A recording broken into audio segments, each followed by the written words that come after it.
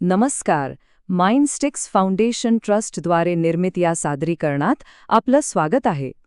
कोणतंही मोठं यंत्र बसवणं म्हणजे फक्त काही नट बोल्ट आवरणं नाही, हे त्यापेक्षा खूप जास्त आहे.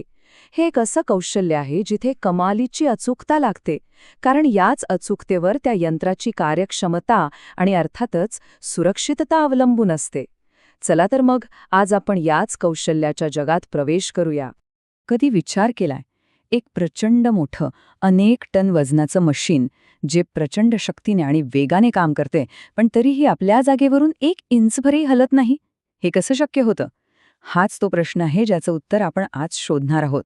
चला तर बघूया आपला आजचा प्रवास कसा असणार आहे. आपण सुरुवात करणार आहोत एका अढळ पायापासून, त्यानंतर यंत्राचं अँकरिंग, त्याची हालचाल कशी करतात, अचूक लेव्हल कशी साधतात आणि शेवटी ही सगळी अचूकता इतकी महत्वाची का आहे हे समजून घेऊ. चला तर मग सुरुवात करूया आपल्या पहिल्या भागापासून, आणि तो म्हणजे पाया. कोणत्याही मोठ्या गोष्टीची सुरुवात पायापासूनच होते, नाही का? यंत्राची सगळी स्थिरता ती जमिनीशी किती घट्ट जोडलेली आहे यावरच अवलंबून असते. बरं, मशीनला इतकं घट्ट का पकडून ठेवायचं? कारण जेव्हा मशीन चालू असतं तेव्हा त्यात खूप कंपनं निर्माण होतात, प्रचंड जोर लागतो.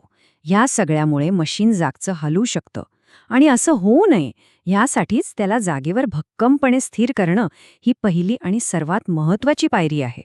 मग प्रश्न येतो की हे अँकरिंग करतात तरी कसं? यासाठी 2 मुख्य तंत्रज्ञान वापरले जातात. एक आहेत फाउंडेशन बोल्ट्स, जे मशीनला अक्षरशः जमिनीशी बांधून ठेवतात, आणि दुसरं आहे ग्राउटिंग, जे त्या बांधणीला आणखी मजबूत करतो. फाउंडेशन बोल्टमध्ये मुख्यत्वे 2 प्रकार पडतात. पहिला आहे फिक्स्ड प्रकार, म्हणजे एकदा बसवले की विषय संपला, ते कायमचे तिथेच राहतात. दुसरा आहे रिमूव्हेबल किंवा काढता येण्याजोगा प्रकार. हे विशेषतः मोठ्या मशीनसाठी खूप उपयोगी ठरतात, कारण काही बिघाड झाल्यास ते सहज बदलता येतात. फिक्स्ड बोल्ट्सची रचनाच अशी असते की त्यांनी कॉन्क्रीटमध्ये मजबूत पकड घ्यावी. जसं की रॅग बोल्ट, याची बॉडी एक खडबडीत असते. आय बोल्टला एक गोल कडी असते. तर बेंट बोल्ट म्हणजे एक वाकवलेली सळई. या सगळ्यांचा उद्देश एकच आहे, पायामध्ये घट्ट पकड निर्माण करणे. आता ही गोष्ट खूप काळजीपूर्वक ऐका. हा एक खूप महत्त्वाचा सुरक्षितेचा इशारा आहे. जर रॅग बोल्टमध्ये वितळलेलं गरम शिसं ओतताना तिथे थोडं जरी पाणी असेल, तर त्या पाण्याची क्षणात वाफ होते आणि एक लहानसा स्फोट होऊन ते गरम शिसं बाहेर फेकलं जातं. यामुळे गंभीर अपघात होऊ शकतो. त्यामुळे अत्यंत सावधगिरी बाळगणं गरजेचं आहे.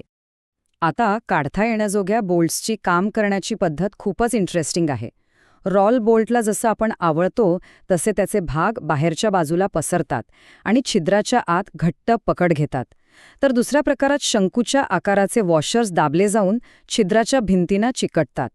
दोन्ही प्रकारात पकड मजबूत असते, पण ती कायमस्वरूपी नसते. बरं, आता बोल्ट लावले, पण तरीही मशीन आणि पाया यांच्यामध्ये अगदी केसाएवढी का होईना फट राहतेच. ही फट भरण्याच्या प्रक्रियेलाच ग्राउटिंग म्हणतात. याने होतं काय की मशीन आणि पाया यांच्यात एक परिपूर्ण एकसंध संपर्क तयार होतो. पण हे ग्राउटिंग इतकं महत्त्वाचं का? याची 2 मुख्य कारणं आहेत. पहिलं म्हणजे यामुळे मशीनला एक सपाट आणि मजबूत आधार मिळतो, आणि दुसरं जे खूप महत्त्वाचं आहे ते म्हणजे मशीन कामाच्या वेळी इकडे तिकडे सरकत नाही. ज्या मशीन्सचे भाग वेगाने पुढे मागे सरकत असतात त्यांच्यासाठी तर हे अत्यंत आवश्यक आहे. ग्राउटिंगसाठी वेगवेगळे मटेरियल वापरले जातात आणि प्रत्येक मटेरियलची निवड विचारपूर्वक केली जाते. सिमेंट कॉन्क्रीट सर्वात जास्त वापरलं जातं कारण ते स्वस्त आणि मजबूत आहे. जिथे तेल किंवा ग्रीसचं काम असतं तिथे सल्फर वापरतात कारण त्यावर तेलाचा काहीही परिणाम होत नाही. आणि स्टीम टर्बाईनसारखे अत्यंत महत्त्वाच्या ठिकाणी महाग असूनही शिशाचा वापर केला जातो. चला, अँकरिंग तर समजलं, पण इतक्या अवजड मशीनला त्याच्या जागेपर्यंत आणायचं कसं? हे काम फक्त ताकदीचं नाही, तर कौशल्याचं आणि भरपूर सावधगिरीचं आहे. ह्या कामासाठी वापरलं जाणारं एक साधं पण महत्त्वाचं अवजार म्हणजे क्रोबार, किंवा आपण त्याला पहार म्हणतो. याचे 2 मुख्य प्रकार आहेत. सिंगल एंडेड क्रोबार वापरायला जास्त सुरक्षित मानला जातो, तर डबल एंडेड क्रोबारला 2 वेगवेगळी टोकं असतात, एक उचलण्यासाठी आणि दुसरं ढकलण्यासाठी. क्रोबार वापरताना या 4 गोष्टी नेहमी लक्षात ठेवायला हव्यात. पहिलं, आपलं अवजार व्यवस्थित आहे का ते तपासा. दुसरं, ज्यावर टेकू देणार आहात ती जागा पक्की करा. तिसरं, स्वतःचा तोल सांभाळा. आणि चौथं, बारच्या टोकाकडून जोर लावा. यावरून लक्षात येतं की साधं दिसणारं कामही किती कौशल्याचं असू शकतं. पण जेव्हा मशीनला लांबपर्यंत न्यायचे असेल तेव्हा काय? तिथे क्रोबार नाही चालणार. अशा वेळी मशीनच्या खाली मजबूत स्टीलचे पाईप्स किंवा रोलर्स ठेवले जातात. यामुळे घर्षण खूप कमी होतं आणि टन वजनाचं मशीनसुद्धा अगदी सहजपणे पुढे सरकवता येतं. आता सगळ्यात महत्त्वाचा आणि खरं सांगायचं तर सगळ्यात नाजूक टप्पा येतो, तो म्हणजे लेव्हलिंग. मशीन जागेवर तर आलं, पण ते जमिनीला 100% समांतर आहे का हे तपासणं अत्यंत महत्त्वाचं आहे. हे स्पिरिट लेव्हल नावाचं उपकरण दिसायला साधं असतं, पण त्याचं काम मोठं आहे. याच्या आतल्या काचेच्या नळीला एक हलकासा बाक असतो आणि यातला तो जो हवेचा बुडबुड आहे ना, तो गुरुत्वाकर्षणामुळे नेहमी त्या नळीच्या सगळ्यात उंच जागेवर जाऊन बसतो. याच साध्या तत्वावर हे काम करतं. आता ही संख्या बघा, 0.02 मिलीमीटर प्रति 1000 मिलीमीटर. आपल्याला कल्पना आहे हे किती अचूक आहे? आपल्या केसाच्या जाडीपेक्षाही कमी. म्हणजे 1 मीटर अंतरावर एवढासा जरी फरक असेल तरी हे उपकरण तो बरोबर ओळखतं. कमाल आहे नाही का? पण प्रत्येक गोष्टीला दुसरी बाजू असते. जास्त संवेदनशील असण्याचा एक तोटा पण आहे. जर आजूबाजूला दुसरी मशीन्स चालू असतील तर जमिनीला होणाऱ्या अगदी सूक्ष्म कंपनांमुळेही हा नाजूक बुडबुडा स्थिर राहत नाही.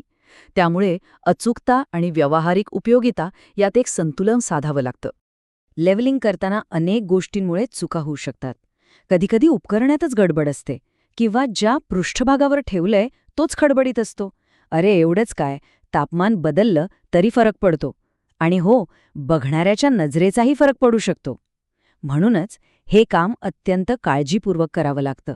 तर आपण पायापासून सुरुवात करून अँकरिंग, हालचाल आणि शेवटी लेव्हलिंगपर्यंत सगळं पाहिलं. पण एवढा खटाटोप का करायचा? काय एवढी अचूकता महत्वाची आहे?